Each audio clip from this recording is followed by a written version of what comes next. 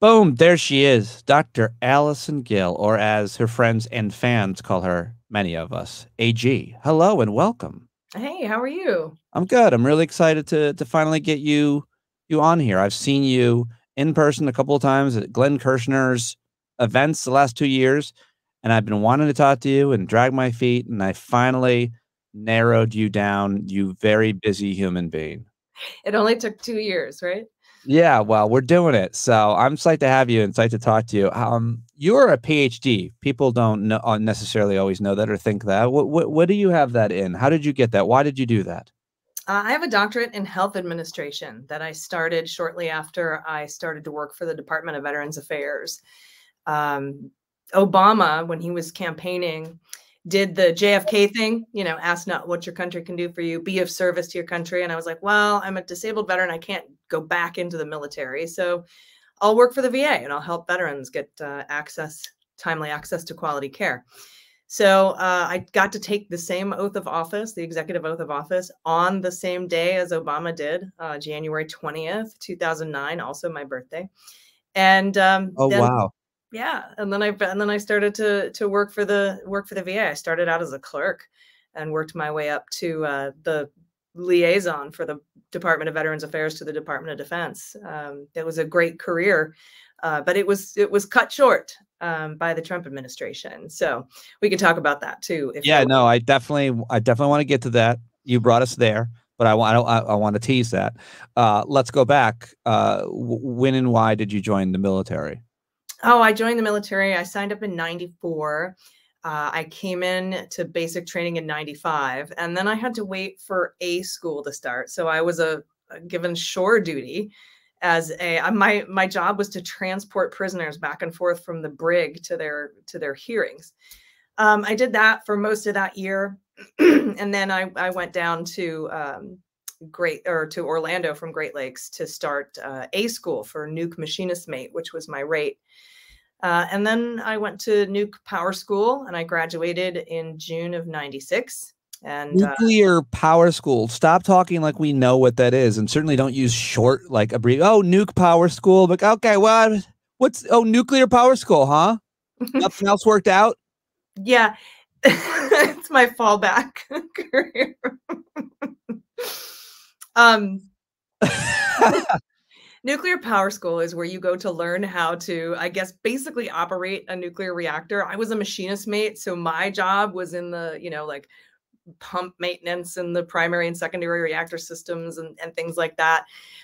Before I got to prototype, which is like on the job training, though, I survived a very brutal rape, and I had to deal with that. I was sort of bullied out of reporting what had happened, and sort of kept it a secret because I was told that I could be discharged, bad conduct discharge, lose all my benefits, lose my rate, lose my pay, lose everything. They threatened me with court martial for adultery because my rapist was married. And this is all very common. These are common threats that happen. If you've ever seen the movie The Invisible War, which I appeared in 2012, it's very common to be threatened like that out of reporting. So after I graduated from Power. Especially within the military specifically. This has been some people call it an epidemic. What you're saying has been reported over and over. I didn't realize that, or if I did realize that happened to you, I'm sorry that I didn't know or blocked it out. But I mean, the point is you're illustrating with your horrible experience something that my understanding is commonplace. Yeah, as a matter of fact, after I graduated from Power School, before I went to on-the-job training, there was something wrong with my feet, and the Navy said, we need to either perform surgery on your feet, or you need to get out of the Navy. And I took that opportunity to get out of the Navy because, I mean, they consider it basically an occupational hazard at that time. So, but that was a very long time ago, 26 years ago now. But it compelled me to work for the VA to help other survivors of military sexual trauma. And it compelled me to write recently, last year, right after the Dobbs leak decision leaked, I wrote an op-ed in the Washington Post asking for Lloyd Austin, who's the Secretary of Defense, to approve all leave for people who need to travel out of states where abortion is banned to get abortions. And 4 months later, he enacted that policy. Wow, Allison. Mhm. I had no idea that you wrote that piece. I'm looking it up right now. Jeez. Wow. I'm so, like, happy that you openly share your experience and what you've just told me. Why do you do that? Why do you talk about it and write about it, and how has that been for you? Well, the first time I told anybody about this outside of my therapist at the VA was when I was interviewed for The Invisible War. And when I went to the premiere, I had no idea how they were going to use my information or my interview. But what happened was is I saw they put me in a montage of a bunch of other people, women and men, who experienced the exact same kind of retaliation and threats when they tried to report their rape. And that was the first time I felt like I wasn't alone and that I wasn't crazy and I wasn't, confusing things in my head because, they make you feel like it's your fault. And that allowed me to basically, it stripped away anyone's ability to gaslight me on it. Mm. And when I had that amazing feeling of not being alone, I wanted to share that feeling as much as I could with other people, to make sure that everyone knows that they aren't alone, because that is truly one of the most powerful feelings that you can have. Because like I said, it strips away the gaslighters. And that's why I got into the news. I wanted everybody to know what was going on and to have the facts and the truth so that they couldn't be gaslit by, the former Trump administration. And so that's kind of why I did what I did, why I tell my story, and why I do what I do now. Wow. Very powerful. I actually interviewed Kirby Dick. The Oh, Invisible War that Allison's referring to was a documentary. For a second there, I thought it was a feature, and I was like, "Did I never see this movie?" It was a long time ago, and so I did the interview a long time ago. But I do remember interviewing Kirby Dick about this movie now, produced by Amy Ziering and Kirby Dick, who directed and wrote it. And I remember it being the thing, that documentary, along with a whole lot of other documentaries that I learned about during my work at SiriusXM, that put this issue so front and center: sexual assault, rape in the military. It did a lot for that, and obviously put it on the map with certain legislators. There's been some really noble work being done. I'm not sure that we've made an impact, but there certainly have been senators like Kirsten Gillibrand and others who have really put it on the line and tried to make this issue more front and center and more. But it really, my understanding is we haven't made enough progress through the Pentagon, through the Department of Defense, and obviously through legislature that has made a meaningful difference or impact on the traumatic sexual assault numbers in the military. Is that your understanding? yeah, that's correct. And I also brought that up in that op-ed that I wrote. The second demand that I had was that the Senate pass the Military Justice Improvement Act. And what that does is it takes the decision out of the chain of command Right. to whether or not they're going to prosecute rape. It's what Kirsten Gillibrand's been getting at since the movie came out over a decade ago. And she found Joni Ernst as a co-sponsor, and they quickly found 66 other co-sponsors. There were Damn, Ted Cruz, Chuck Grassley. I'm looking at your op-ed. Damn. Yeah, 67 other people willing to do this. And for some reason, a Democrat from Rhode Island named Jack Reed pulled it out and wanted to put it through his committee and make it part of the NDAA, which watered it down. So the chain of command still has some control over whether or not to prosecute. Allison, did you ever get to the bottom as to why Jack Reed did that? No, I never got to the bottom of it. I've asked and I've asked. I don't understand why it never came to the floor for a vote. If you can get 67 senators to agree on anything, take the W. It may not be a W for everybody. That's why they didn't do it. Somebody thought it was going to be a real big loss, is my guess. Yeah, that is really frustrating to know that the votes were there for that. If I knew that, I had forgotten it. I'll go read your that whole op-ed in the Washington Post. I'll share it in the show notes. And that whole conversation, that whole issue is something that I'm really wanting to talk with you more about in the future. But getting back to your story, life, and eventually, to some extent, to your work now that you're doing each and every day, amazingly. Where are you when Donald Trump gets elected in life and career? I am at a comedy club on a panel talking about the election live. I'm working at the Department of Veterans Affairs. I'm in my last position as a GS-14 liaison to the Department of Defense, and I'm also doing comedy as a hobby. And so we were covering election night live Yeah. at a comedy show with a bunch of other comedians. There was one comedian there that was a Donald Trump supporter. And that the day before the election, I was at Michael's and they were having their blowout sale on Halloween stuff. Yeah, it's my place. Halloween was over. And there's a big stuffed raven, like a crow, right? And I'm like, I'm going to get this and I'm going to bring it and I'm going to make this Trump supporter eat crow when Hillary beats him. That's funny. And as I'm pull up to the venue and I'm looking at my stuff and I'm grabbing my gear, I see the crow and I'm like, you know what? I should probably leave that in the car. What? I can't believe you didn't bring the crow in. I mean, I'm glad you didn't in the end because that would have sucked for you. I would have had to have eaten it. You would have had to eaten that crow. Well, you don't eat a lot of crow in your analysis these days. How about that for a segue? But let's not get ahead of ourselves. So what happens next? Well, you know, I'm working for the VA, and then all of a sudden they changed the Hatch Act rules. It's no longer you can't campaign for or against a candidate. It's that you aren't allowed to say anything bad about Trump. If you're in the military. If you work for the federal government. Work for the federal, yep. And then... I'm sorry, to be clear, they changed that rule when Trump got elected. He's like, no one talks bad about me in the government. Yeah. Especially you, Gil. Yeah. I didn't know if it was about me or not. Excuse me. Enough from you. But I did get a little bit of information from a FOIA request that they were monitoring my social media at the cabinet level during the Well, you're a powerful and influential person. You were beginning to be. Now you're a monster. Thank you. So you're welcome. That was a compliment. So what brought you to the end?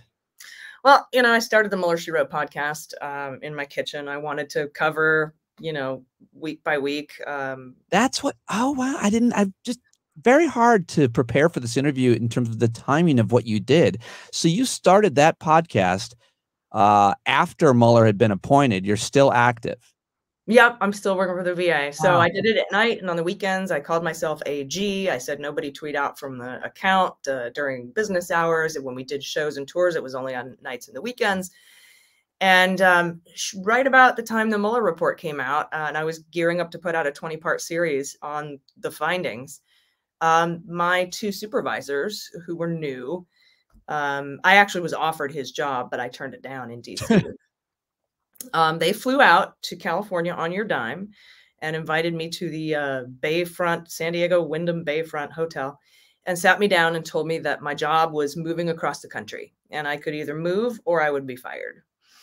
And I opted to think about it, but I wasn't going to move because I couldn't move for the job that I turned down. I couldn't leave. I have aging parents. At the time, my husband. But my understanding, I'm not to interrupt you, but that was a tactic that they did to a lot of people that they wanted to get rid of. Legally, they could not fire you, but the tactic they did is they're like, we're moving your job, and knowing that they're going to be able to get rid of a lot of the people they don't like or want, or at least put their people in. Am I right? I remember reading about that. Yeah, here's the cool timeline, right? So right after that April meeting, I took all 12 weeks of my leave at once.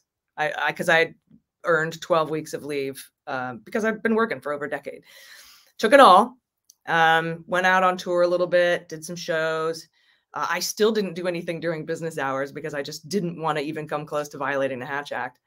And then when I returned, I was told that day to, jump on a conference call. I thought it was going to be being brought up to speed on what I missed for the last 12 weeks. Instead, they informed me that they were doing a fact-finding investigation into my podcast. And that blew me away. And then that same week is when the Washington Post, it was August 6th, I think, the Washington Post 2019 put out a story about Mick Mulvaney speaking to a Republican donor saying, I've got this great new trick to get rid of non-loyal people in the government. We move their job across the country and they decide to, and then we can fire them if they don't move or they decide to quit. Yes, it was widely reported. Sorry, that was widely reported. Yeah, so that was fun. Then I found out because I pushed back, I complained. I said it was retaliatory. I filed an EEO complaint for wrongful termination, violation of my First Amendment rights, et cetera. That's still litigating, by the way. I did win my severance eventually, but I found out through that process that it was actually Trump's Office of General Counsel that was advising my supervisor on investigating my They podcast. knew they came for you because of your podcast. They were trying to get me on Hatch Act violations, and they couldn't find one. They were trying to get me on leave abuse. They couldn't get any. So eventually, in March of 2020, they ended up removing me for being medically unfit, was what they said, because I have PTSD. Because you had PTSD from what? From the rape in the military. Yeah, because I'm the only disabled veteran that works at the Department of Veterans Affairs. Wow, that I really didn't know all those details. That is a fucking insane story, and I'm sure you're not alone, but certainly you're specific in that you're an active duty military. You're doing this podcast in your own time. I wasn't active duty military. I was civil servant at the VA. I got out of the military back in '96 or something. Oh, you were okay, but regardless, you're a federal government employee. Mm-hmm. Same argument, I think. And then they pushed you out. Yeah. Mm-hmm. Wow. How many years had you at that point? 11, I think. I remember, like, so when did you start the podcast? Because I remember it seemingly coming out of nowhere and being extremely popular very quickly. I remember the feelings of anger, jealousy. I was like, what the hell? What the fuck? Who is this person? What is this podcast? Why is it doing so well? How do I replicate its success? And then I realized how kind of niche and brilliant it was. And then most specifically, how brilliant you were behind it. So, like, tell me the arc of the podcast, because it got a lot of attention from a lot of really respectful people. And I just remember being very angry about that. I'm sorry. We started in my kitchen, and I recruited. Do you know how long I've been doing this? You were just working for the federal government. Now you're dominating the space? What the hell? And a comedian? What the hell? I'm sorry. You should be. But I recruited a couple of young comedians who I'd worked with in the comedy scene. And, you know, we didn't have any expectation of making any money. We just sort of wanted to sit around and talk Mueller. And we did it. We recorded our first episode when the indictments against Rick Gates and Paul Manafort came out. And, you know, I wrote the show. I had segments like the Fantasy Indictment League, and we were swearing and kind of doing some funny things and coming up with nicknames for people. And I don't know, it just caught on. And by mid 2018, I had to form an LLC and, you know, started just hiring everybody and paying everybody because it got so big. And then we started the Daily Beans after the Mueller report came out. I wanted to transition from Mueller to the news. And now, if you had told me when I was sitting at the kitchen table in 2017 that 5 years from then I'd be hosting a podcast about another special counsel looking into Donald Trump with the former director of the FBI, I would have laughed at you. But here we are. Yeah, Jack. We'll get into it. It's really good, obviously. I don't understand why you're so good at analyzing things, especially legally. Like, I get that you're smart. I get that you have a PhD. I get that you're a very intelligent person. But you seem to be as good at analyzing legal things as people who have a lot of experience analyzing legal things and practicing law. What am I missing about your legal expertise? I don't know. When I was a kid, I was real argumentative, and my dad said I should be a lawyer. But I don't understand. You analyze like briefs. You're like going through the brief now. I'm like, who the hell are you? How do you know so much about all of this stuff? I mean, it's really excellent analysis. I feel like a lot of people come to you for their analysis. All right, enough kissing your ass. But I mean, I don't understand that is all I'm saying. I don't either. I don't know. Who do you, real quick, whose analysis do you like? I often go to you and a few other people. I go through your Twitter feeds, for which there are a couple. Melissa wrote, Allison Gill, now Jack, right? Well, there's no Jack Twitter feed, but yeah. Well, I'm going through all the stuff that you're saying and doing to see, along with a few other people, kind of on different parts of the spectrum. Who do you like and respect yourself? I run a gamut, right? From real aggressive to real conservative. And I don't mean conservative like Republican conservative. I mean like people that all are on the same side morally and that are just on different parts of the spectrum in terms of will there be indictment? You know, what are the means of like more aggressive? I'm not sure who you're going to say. Sorry, I'll shut up. No, it's okay. But, you know, I mean, a lot of former U.S. attorneys that I think are really reliable, Barb McQuaid and Joyce Vance. And, you know, we have former federal prosecutor Renato Mariotti, and then former FBI Special Agent Asha Rangappa is really good at her analysis and her understanding of all things law. You know, Lawrence Tribe, Glenn Kirshner, you know, who you mentioned at the top of the show. Just there's so many independent journalists out there, citizen journalists and analysts who really have kind of taken over this space, or I should say supplemented in a very good way the mainstream media, because we are allowed to speculate, you know, and talk about hypotheticals. Mhm. And so those are some of the folks I rely on. And then there's some incredible reporters like Hugo Lowell, The Guardian, Kyle Cheney, Anna Bauer, Zoe Tillman, just some really good, Carol Leonnig. Like you know, there's just so many great reporters out there that do work for mainstream outlets that really get really important and incredible stories to the public that are complete, because sometimes they half them, you know, they come out incomplete in some of these other major outlets. And that's what I like about some of these more thorough reporters. So it runs the, you know, runs the gamut. I have seen you disagree respectfully with a lot of people who you respect. It does seem that even right now in this podcast with you and I, you would hold your fire at naming names of people whose analysis you really generally don't like. And we're not talking about like fascists and assholes. We're talking about people who are kind of mainstream, maybe corporate, I don't know, whatever, media, legal types. Like you're not naming names of the people now or ever that you really don't think are great. Well, there are some people who sometimes I disagree with, but generally I agree with mostly. I had a little back and forth with like Harry Litman, who's an incredible analyst, and I've had him on my show many times, and we agree on a bunch of stuff.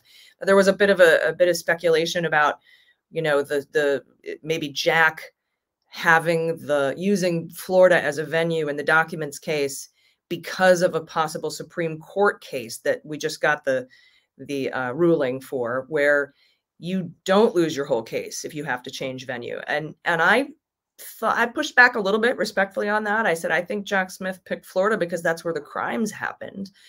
You know, some people will say, well, the documents were stolen from DC, but he left the White House 2 hours early. He was still president when he took those documents. All of the obstruction and the retention happened down in Florida. And I think that's just the appropriate venue. There could be other stuff coming in DC in the documents case. There could be stuff coming in New Jersey in the documents case. Maybe the documents case is done. We still have January 6th. We still have wire fraud on the big lie. There's so many other things going on. But I'm always encouraged by people like Harry Litman to have those discussions and have them in the public square so that people can come to their own conclusions about these things. We're all on the correct side, you know, but we, you know, just these kind of little speculative bits. I've had disagreements about the pace of the investigation with incredible people like Elie Honig, who wrote Hatchet Man, which is an incredible book. Everybody should read that. And he's got a new book out too. So, you know, so everybody who I might have minor disagreements with are always people I have incredible and huge amounts of respect for. I mean, Harry Litman worked at the Department of Justice. Harry's great. Yeah. Attorney General. That guy knows so much more than me about so many things, you know, so it's, you know, I just want to keep everything. I'm saying I like the way that you handle yourself on the Twitter, on the podcast, and I like the way that you talk about things. I'm getting very aroused hearing you talk about the legal implications. I love it. I think you're so analytical and thoughtful and nuanced. So let me get to a little bit of that too, for future and sustainable arousal, which is Russia and Mueller. And I think we should. To me, people are like, well, I don't want to relitigate the Russia Trump. No, I want to relitigate it forever, all the time. I want to bring it back all the time. It's the most important thing to me. It should never go away. It's like the Iraq War or the financial crisis. Let's keep reminding people what happened, and let's keep reminding people who's responsible for it. So when my basic question is to you to help people out, when folks say today that there was no Russian collusion between Donald Trump, his campaign, and Russia, what is your response to that, given the fact that you covered this granularly? Well, there was tons of collusion. Collusion is not a term of legal art. Yeah. He couldn't amass enough evidence to prove conspiracy. criminal conspiracy beyond a reasonable doubt, and not just beyond a reasonable doubt to obtain a conviction, but to maintain it on appeal. And that was because of all the obstruction that took place. And then when people want to know why we didn't charge him for obstruction after he was no longer president, as Mueller testified to in Congress that you could, Bill Barr wrote a secret memo, had an OLC memo written up that said, even if he wasn't president, we can't charge him in this case because there is no underlying crime of conspiracy and you can't obstruct a crime, an investigation into a crime that didn't happen. That, of course, is ridiculous, but it makes it harder for the Department of Justice, and Bill Barr closed that case. It makes it harder to reopen it and relitigate it when you've got an Office of Legal Counsel memo saying from a former attorney general, right or wrong, that says you can't be prosecuted for it. Wow. Yeah. And so the thing that makes this indictments case so very, very dreamy and delicious is that there is an underlying crime to the obstruction, because this whole indictment is about the musical boxes, the obstruction. They're trying to hide the documents, but there is an underlying crime, and that's 793E, Title 18, under the Espionage Act, retention of national defense information, 31 counts. So we have an underlying crime. We don't have to worry about the Bill Barr memo. I don't know how you just did that. I don't know how that's what makes you. That's why your podcasts have been so successful, and it's why your Twitter feed is so huge. I don't know how your brain does that. I don't know how you recalled. You didn't know I was going to ask you about Russia collusion. That wasn't some kind of weird talking point that you had written down. You literally just, who are you? I'm AG. Well, very modest. I get it. I understand. I mean, are there is there a document, is there a book, is there an essay that you think, obviously I think your podcast, Mueller, She Wrote, archived, if people really want to know the granularity of that case and everything that happened, is great, amazing. But is there anybody else that you think that has written about it or thought about it, the whole issue, and laid it out in a book or anywhere else that you think is really probably the standard? Where Law Ends by Andrew Weissman is exceptional. Compromised by Pete Struck, also very exceptional. And then just as an overview of whether you're talking about Russia or Saudi Arabia or China or anything like that, On Tyranny by Dr. Timothy Snyder. Oh, well, yeah. Is a staple in any library. Yeah. But read the Mueller report and, read the indictment. These indictments and not just this one, but the future ones, they're written for you to consume. They aren't written for legal. They're not in legalese. They're very easy to read. They're called speaking indictments, and they lay out a perfectly understandable narrative about what happened.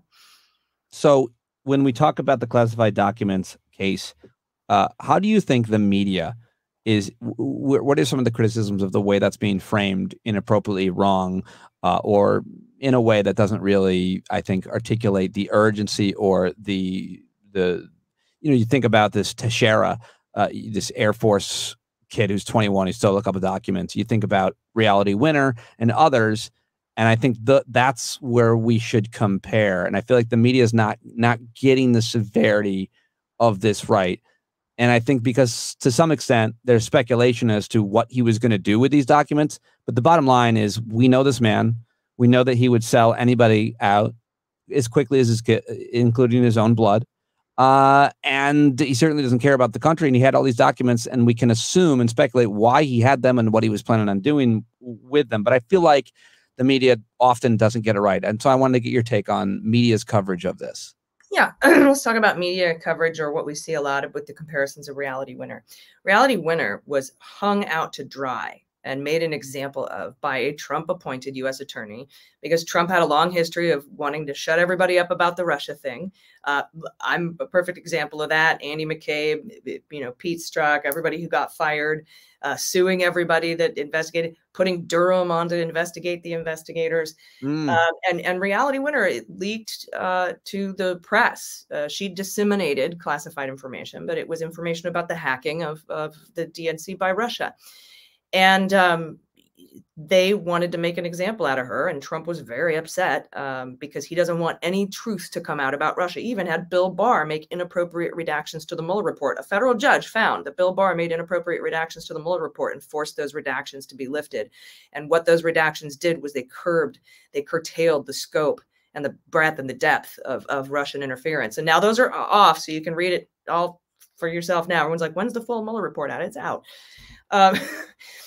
So that's what happened with Reality Winner. And the way they treated Reality Winner was wrong. And we shouldn't want to treat someone else wrong just because someone was treated wrong. Teixeira, he was disseminating information. Donald Trump in this indictment has not been charged with transmitting or disseminating information. There's no reason to remand him in prison for something he's not being charged with. That is something that they do in actual banana republics. And we don't want to be that way.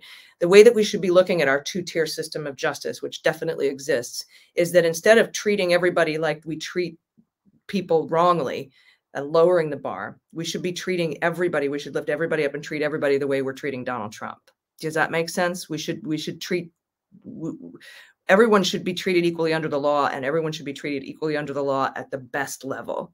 We shouldn't be lowering it down. Yes, everything that you say makes sense today and on your podcast daily. Yeah. Yes. I'm trying to think of a way to put that on a bumper sticker, but it's too many words. I love the idea that you would spend a lot of time on, how do I get this? Maybe I should do a magnet. Maybe it should be a patch. That's one of the great things about Jack Smith and his word economy. I guess I learned from a lawyer friend of mine that there's an old phrase that if I had more time, I'd have written a shorter letter. I love that. What do you think of Jack Smith vis-a-vis other special prosecutors, say Robert Mueller? Well, Robert Mueller had a real hard time. He couldn't look at the finances. He had to hand a bunch of stuff off. By the way, the first indictment of Donald Trump came from the Mueller probe.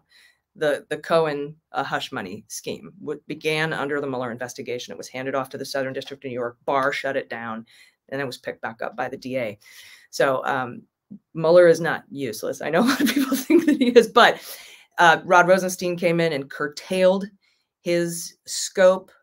He was under the threat of being fired multiple times, and his goal, as far as I could tell, was to get all the information and facts down while it was still fresh in everybody's mind, and just to have it in the record.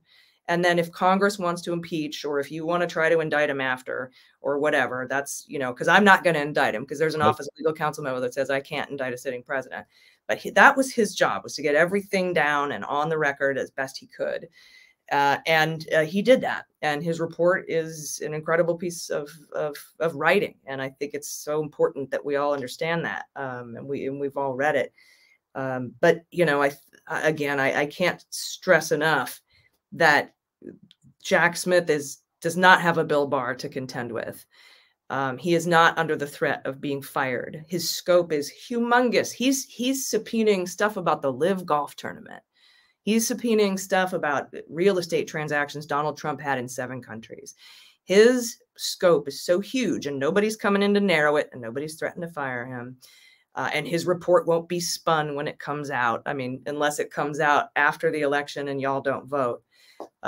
So make sure to vote. No, his report won't be spun. You're talking about the fact that Mueller's report was spun by Barr, the AG at the time. Merrick Garland's not going to do that. What do you think of Merrick Garland? It's really interesting to see your patient, more conservative, thoughtful take on a guy like Merrick Garland. You're in the camp of, let's wait. Well, I think that he probably took a couple too many steps that he didn't have to take. From what I can put together, in January of 2021, right after the attack on the Capitol, the Department of Justice Inspector General opened an investigation into the Department of Justice former officials and whether or not they tried to overturn the 2020 election. Like we're talking about Donahue and Rosen and, of course, Jeffrey Clark. Now, Donahue. Yeah, Donahue took those handwritten notes. Who's Donahue? He was Rosen's deputy. Got it. So acting assistant deputy director, something, some big old title. But he was on the kind of side of the normies, I guess, if you're going to go with, the Rudies versus the Hirschmans of the world. Or the Pat Cipollones, those guys. But I think of something that, so anyway, about almost a year later, Merrick Garland testifies to to Congress that the IG is doing an investigation and he will take the recommendations of that. I think shortly after that, what happened was they came back with recommendations and criminal referrals from what happened at the DOJ. That's when in January of 2022, Merrick Garland put Wyndham in charge of looking at the high profile politically charged cases like January 6th and not the boots on the ground, but the generals. So the real investigation didn't start until January of 2022. And I think Merrick Garland was trying to insulate himself from making that decision himself by having the inspector general tell him, who's a nonpartisan, that he has to do it. Oh, interesting. I don't think that was necessary. I don't think that almost year delay was necessary, which is where I agree with a lot of folks on. But one of the things that you asked me about is what the MSM and mainstream media seems to get wrong, is that a lot of people think Jack Smith did all of this by himself, particularly in the documents case. And I mean, I can go on about January 6th forever because they were investigating Trump since January of 2022. But in the documents case, the whole entire subpoena and search warrant and decision about executing the search warrant, all of that came from Merrick Garland. So he's measured. He's very trying to be so apolitical. I think he's extremely afraid of giving the DOJ a black eye by overturning what Bill Barr did or, shaming Bill Barr in any way. Which is frankly a little bit disappointing, but he gets to the right place. It just takes a long time. Like the E. Jean Carroll case, Bill Barr said the DOJ is going to represent Trump. Merrick Garland came in and didn't appeal that decision, but once the complaint came in, he immediately go, "Oh, we withdraw. We don't have to represent Trump anymore because you're amending the complaint, right?" And we still don't know what their final decision is on that. But I'm thinking this gives Merrick Garland a chance to say, we're not going to rep Trump in the E. Jean Carroll one case. Yeah, so, I remember the disappointment and the outrage with a lot of people over that. Yeah. Me too. So, that's something, Jack Smith didn't do all of this. I think of him as the closer. You wouldn't be in the ninth inning ahead to bring a closer in if it weren't for your previous pitchers. If it weren't for Merrick Garland, you wouldn't have. Wow, that is that's what I like about your take on things. It's just so much nuance. Do I like everything he's done? Obviously not. Did I think he was wrong here? Yeah. Do I understand why he had to do this? Yeah. I mean, it's really thoughtful. So you're now also hosting, I don't know, there must be more than one of you, but you're hosting Jack along with the Daily Beans, and you're hosting that with Andrew McCabe, which is so cool. And, so he must be, do you think he listens? Do you think Jack Smith listens to the podcast? Well, later on, I found out that pretty much everybody in the Mueller investigation that shouldn't be swayed by certain things knew about the Mueller podcast. I don't think that it's probably not wise for Jack Smith to listen to my podcast, politically speaking. Just probably not. I'm sure he knows about it. He definitely knows about it. I know that he knows about it. Okay, I just wondered if I could get you on someone back channeled you like Jack Smith listens to your podcast. He's really getting a lot from it. My big, I guess, last question. I don't know if I guess I have to let you go, which is disappointing. Oh, and I also do cleanup on aisle 45 with Peter Strzok. Yeah, I forgot to even mention that. There's just so much. Do you sleep? Depends on the news day. I'm just all right. Peter Strzok and Andrew McCabe, you basically are working with, which is just to really, we could talk about that for an hour.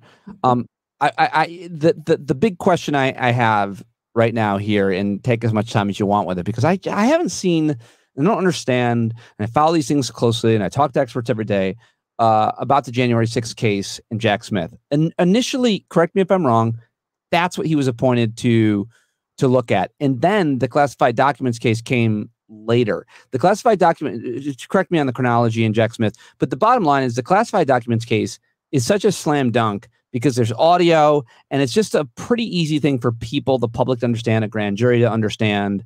But the January 6th case is different. And for that, Allison, I feel like I haven't heard that much about Jack Smith's work on that. And I really want to get your thoughts on that. And obviously, if people are interested in that, they should listen to the podcast. Yeah, we had some big January 6th investigation news this week that we'll talk about on this Sunday's Jack. But Jack Smith was appointed to look at January 6th, the documents. He was appointed to look at the documents case and finish that, and also obstruction of justice that may arise from those two things. Now, he's since expanded that. He's now one of the things I think that, but it was already being investigated, is he's looking into Trump's super PACs. He's looking at the Live Golf tournament. He's looking at real estate transactions. The big lie was the fundraising on the big lie. Fraudulent. That's wire fraud. That's 20 years. That's an open and shut case right there. I wouldn't be surprised if we saw some pretty quick indictments on that. Really? But where we're at with the January 6th case is it's a very complicated case. We know that Judge Carter, a judge in California, who ruled that John Eastman's emails had to be turned over to the January 6th Select Committee in Congress, determined that the crime fraud exception pierced the veil of attorney-client privilege because John Eastman and Donald Trump, more likely than not, committed Title 18, 15, 12C2, obstructing an official proceeding, and 371, conspiracy to defraud the United States. So those are pretty easy. Whether he goes with seditious conspiracy or insurrection or inciting an insurrection, I don't know. Those are harder cases to prove. But when Merrick Garland came forward and hit those Oath Keepers and Proud Boys with seditious conspiracy, I was frankly shocked. That's a baller move, because we haven't won a seditious conspiracy case in decades in this country. It's not a big winner, but he secured the convictions, and that's. Yeah, there's not a lot of, people don't care as much because they're the soldiers. And so people want, the leaders of the plot to be taken down, and they're not satisfied. But I am. I mean, satisfied is not the word, but it's such a big deal, those cases that they were tried on those charges and that they won. They were convicted, right? Like, I don't know how to describe how big of a deal that is, but I think that part of it, this is just speculation, it's just commentary, who knows, you can't prove this, is why we don't have more violence and more people in Miami this week or in Manhattan before. I actually think those prosecutions mattered, and they reduce violence. They don't end violence. That'll never be the case, but they reduce the possibility of somebody leaving their decent life for Donald Trump. Yeah, and one of the reasons in the sentencing recommendations for the Oath Keepers to go— Are you impressed with my analysis just now? I was very impressed. To go above and beyond the sentencing guidelines was for the reason of deterrence. So, you see people getting 17 years, 15 years, 12 years for what happened at the Capitol. I agree. I think that's why only, tens of people showed up to Miami. And they didn't do anything. They were LARPers. Yeah. The guy with the pig and the smoking. I mean, fine. That's good. It's creative. Give them points. Sure. It's peaceful, no mob violence. Plus, I think Miami PD was ready for like 50,000 people. Oh, yeah. It's going to happen. Yeah. So, that also helps. But yeah, I think the DOJ is really deterrent there. And that's the next case. That's the next test here. And, a lot of thoughtful people like Andrew Weissman, for example, are pretty certain now that since Jack Smith went ahead and issued these indictments, that there's 100% chance that he'll issue indictments against Trump for January 6th. Oh, I have not heard this. Yeah. 100% indictments on January 6th. And that can only mean, based on what I've learned over the past few years, that if they're going to indict him on this, it's because they think they can win. They're sure. I'm sorry. That's true of most prosecutors in most crime. They think they can win. But it's with former president of the United States and with everything that's at stake, and it's a lot, they have to be almost guaranteed. I mean, certainly. Yeah, and that's what I was going to say about that Judge Carter thing where he said Trump did, obstruct an official proceeding beyond, or more likely than not, preponderance of the evidence. For them to say that about a former president and a former president's attorney and to pierce attorney-client privilege, that it's probably more than probably, you know what I mean? It's probably, they probably had a higher standard in there. Wow, that's huge. I had not heard it quite put that way. All right, then before you go, Fani Willis, Georgia, that's the reason why we know that's going to come down is because the overt public requests for security around a certain time. And one of the people from the person that was on the grand jury that got her 15 minutes of fame screaming about, you won't be surprised by what you learn here maybe a month ago, right? Like those two pieces of evidence to me say that's happening. There's a third piece of evidence. Go ahead. Fani Willis sent teams of people to assess the security up Right. at New York when he was indicted and down in Miami when he was indicted. And you don't send a team of people to 2 Trump arraignments to prep your security Is it for. possible she made it pretty public that she sent a team of people? Yeah, right. And you don't also tell everybody that you're doing this if if you aren't going, because you're not going to want to go see how the public reacts to a Trump arraignment for an indictment against Rudy. It doesn't make any sense. So she's going to How announce. does Rudy go by now? She's going to announce. Lady name, I think. Tracy or something? I think second week of August, because she's pulling all of her people the last week of July, and then the court is on recess the first week of August. And then I think she's going to bring people in and announce her indictments in the second and third week of August. That's just my personal speculative guess. I don't have any insider knowledge other than what's being publicly reported. But she has also said she, even though Tish James told Pod Save America that she would probably adjourn her case, Fani Willis said, "No, I'm not adjourning my case. I'm not waiting until the indictments case is done." Different stitch. Yeah. It's different. We'll see what happens if he comes down, if Jack Smith indicts on January 6th before Fani Willis announces. She's still going to announce her indictments. You still want to file your indictments, get them out there under the statute of limitations. Then she might sit and wait and see. Or, I mean, her court docket could take 18 months. It's really packed down there. So it's going to be interesting to see how all of this unfolds and plays out. But there's going to be a lot more indictments, and justice is coming. Not enough Allison Gill to do a podcast called Fani. Fani, she wrote. But just to remind people, that case is about if you could just get me 11,005, I just need to find. It's about his interference in Georgia's election count and everything around that. And it's a slam dunk. Because again, there's tape.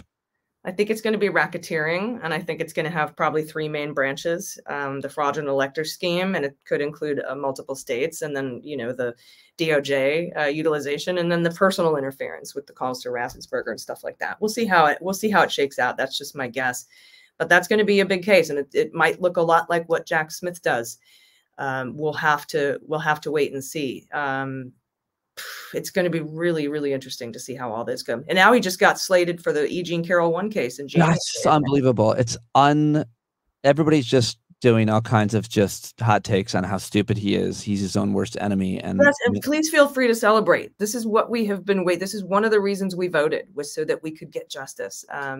Don't celebrate that there's classified documents out there, threatening national security. No, that's sad and sobering. Right. But that the rule of law is working in this country. No, I think as you were talking, I was going to say something. I was like, I don't know what people think of this, and I don't really give a shit. But like, history may look back at Merrick Garland and the Institute of the Department of Justice under Joe Biden and Merrick Garland and say, you know what, they did everything they needed to do. It may look back that way, and it'll be a long time. And so just to fast forward, the final question is timelines. That's what everybody's doing right now. Timeline predictions, and there's got all kinds of experts that, I guess former federal prosecutors would probably be the best people. Anybody who's worked at DOJ in terms of, anybody understands how the schedules of these work. And obviously this one matters because Donald Trump is running for president and he's going to be up. I mean, Allison, what do we expect from the next, is it 18 months or something, however many days before the election, in terms of the legal, the cases, ongoing cases for Donald Trump while he's running for president? Primaries happening. Yeah, a lot about the documents case is going to depend on what Aileen can and can't do. Can and can't do. She can delay things by setting long briefing schedules or trying to throw things out that'll have to be appealed. Some of these things can automatically be appealed under SEPA to the 11th Circuit, but it still takes a couple of months. Her special master thing delayed this whole thing by 3 months. Good point. Really important point. It's going to be hard. I mean, it depends on who the judges are in these cases. I think we're at the end of the January 6th case. We had a couple of people come in and testify. One guy from Nevada who was a fraudulent elector who had his phone seized a while back came in and testified to the grand jury. That says to me, cooperating witness, not target. And it sounds like that might be a little wrap up. We've already had Pence. We've already had Meadows. We've already had all the big names come in and testify, overcoming executive privilege, which, by the way, Merrick Garland is the one who paved the way for that. So I think we're at the end of it, and I think we'll see a January 6th indictment, and I don't know if it's for Trump but the generals the charging decisions will be made. I think here maybe before Fani Willis makes her charging decisions. Who are you speculating in the generals? Meadows. Meadows, whether he's cooperating or not, definitely Eastman, Jeff Clark, I think is in trouble. Rudy Giuliani, possibly Sidney Powell. I mean, there's so many people that were all the fraudulent electors who aren't cooperating, could be in quite a bit of trouble.